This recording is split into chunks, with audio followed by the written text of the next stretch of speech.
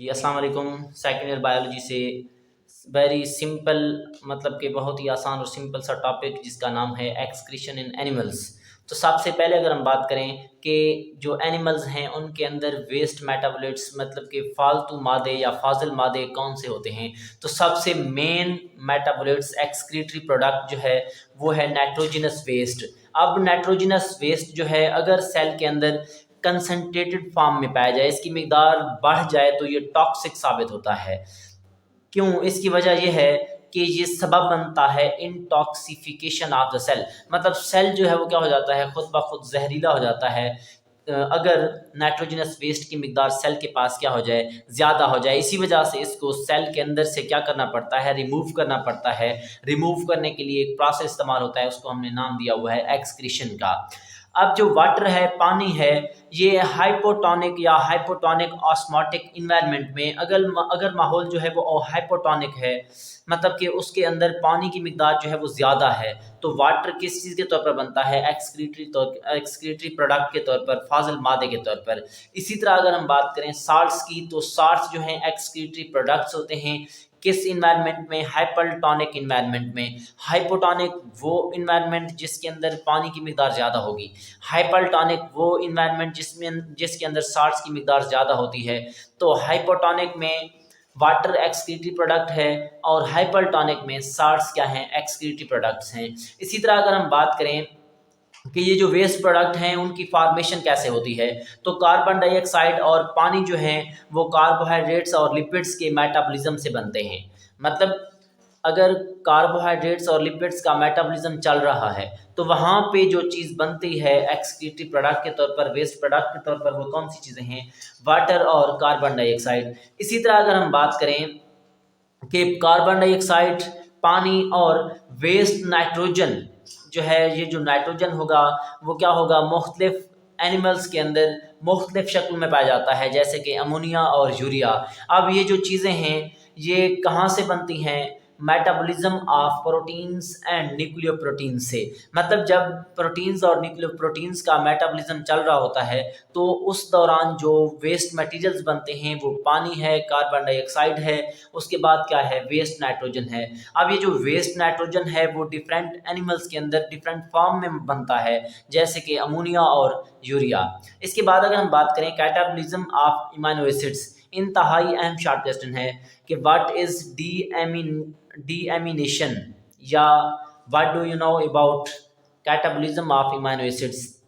अगर हम बात करें कि हमारे पास जो इमाइनो एसिड है अगर उसका कैटाबॉलिज्म है, मतलब कि इमाइनो एसिड्स को अगर तोड़ा जा रहा है तो इमाइनो एसिड्स के टूटने से वहाँ से एक ग्रुप रिलीज होता है, निकलता है, जिसको हमने नाम देना है इमाइनो ग्रुप का। और ये प्रोसेस क्या कहलाता है, डीएमिनेशन। मतलब इमाइनो एसिड से इमाइनो ग्रुप का रिलीज होना क्या कहलाता है, डीएमिनेशन कहलाता है। जिस तरीके से आप यहाँ पे देख सकते हैं, ये हमारे पास क्या है, इमाइनो एसिड्स हैं, इमाइनो एसिड्स के साथ ऑक्सीजन मिली है। अब यहाँ से आप देख सकते हो एक अमोनिया जो है वो रिलीज हुआ है, इमाइनो ग्रुप क्या हुआ है, रिलीज हुआ है। इस वजह से ये प्रोसेस क्या कहलाता है, डीएमिनेशन कहलाता है। इंतहाई अहम शॉर्ट क्वेश्चन है। इसके बाद अगर हम बात करें कि ये जो ग्रुप है जो रिलीज हुआ है कहाँ से, इमाइनो एसिड से, ये क्या होता है कि यहाँ से ट्रांसफ़र हो जाता है दूसरे मालिक्यूल के पास।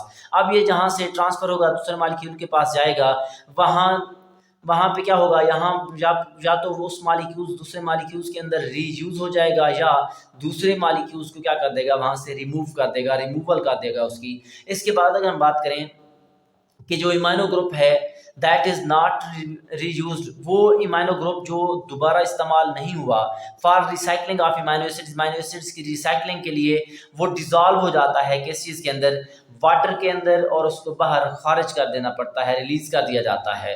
अब अगर ये रिलीज़ ना होता तो उसकी कंसंट्रेशन बढ़ जाती है। अगर उसकी कंसंट्रेशन बढ़ जाती तो सेल के अंदर क्या करता, ये जो है टॉक्सिक साबित होता, मतलब जहरीला कर देता सेल को। इसी वजह से, क्योंकि इसको एक्सक्रीट किया जाता है, खारिज किया जाता है, इसी वजह से प्लाज्मा के अंदर जो इसका टॉक्सिक लेवल है वो क्या हो जाता है, बढ़ता नहीं है, मेंटेन रहता है। इसी तरह अगर हम इसके साइड इफ़ेक्ट्स की बात करें नाइट्रोजनस वेस्ट की, तो सबसे पहला वही पॉइंट है कि सेल्फ इंटॉक्सिफिकेशन ऑफ प्लाज्मा, मतलब कि प्लाज्मा के अंदर जहरीलेपन का सबब बनता है। इसके बाद कन्वल्यूशंस, दौरे पड़ते हैं, कोमा, बंदा जो है वो बड़े जो है कि इसमें चला जाता है, कोमे के अंदर चला जाता है, इसके साथ साथ जो है वो फाइनली या एंड पर क्या हो जाती है, डेथ हो सकती है। इंतहाई मतलब कि ये क्या है, ख़तरनाक है। इसके बाद अगर हम बात करें कि एक्सेस नाइट्रोजन को रिमूव करना या कैसे इसको रिमूव किया जाता है, तो ज़्यादातर जो एक्सेस नाइट्रोजन है, ज़्यादातर जो इजाफी नाइट्रोजन है उसको एक्सक्रीट किया जाता है एनिमल्स की मदद से। मतलब कि एनिमल्स जो हैं उसको अमोनिया, यूरिया या यूरिक एसिड की फॉर्म में इजाफी नाइट्रोजन को क्या कर देते हैं, रिलीज़ कर देते हैं या एक्सक्रीट कर देते हैं, खारिज कर देते हैं। इसी तरह जो इस पहले हमने बात की मोस्टली एक्सेस नाइट्रोजन, जो ज़्यादातर नाइट्रोजन है।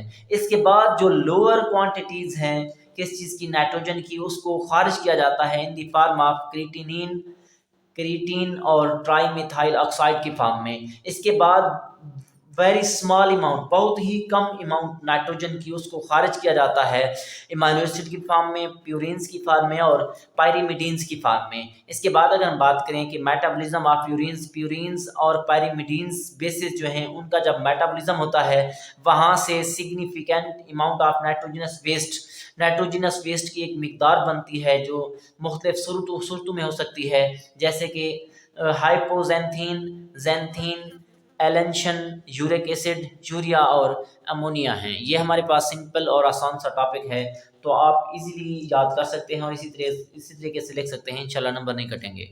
ओके बेटा, अल्लाह हाफिज़।